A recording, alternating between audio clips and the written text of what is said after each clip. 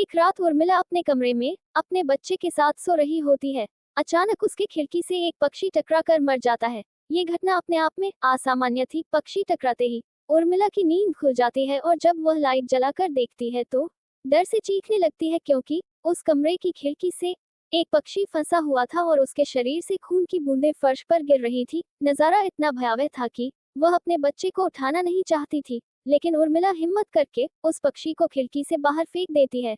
लेकिन इसके बाद उसे रात भर नींद नहीं आती और वह सुबह तक जागती रहती है। दरअसल वह जानना चाहती है कि ये किसी की शरारत तो नहीं। सुबह होते ही वह अपने यहाँ काम कर रहे मजदूरों से जाकर कहती है कि रात को मेरे कमरे की खिड़की पर कोई पक्षी आकर टकराया था और तुरंत मर गया। क्या तुम लोगों में से किसी ने ये हरकत की है? क्योंकि पक्षी खुद ब खुद तो खिड़की से नहीं टकरा सकता। मजदूर कहते हैं, नहीं, हमने तो खिड़की से नीचे किसी पक्षी को मरा हुआ नहीं देखा। हम तो अभी वहां से चले आ रहे हैं।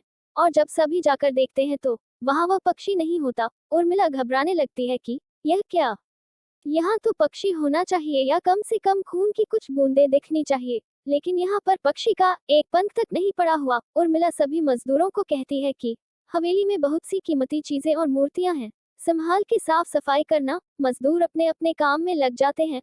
उर्मिला अपने बच्चे के साथ कमरे में टीवी देख रही होती है कि अचानक हवेली की छत से एक मजदूर नीचे गिरता है। उर्मिला को अचानक लोगों की आवाज सुनाई देती है। वह भागकर खिड़की से नीचे देखती है तो एक मजदूर की लाश पड़ी होती है।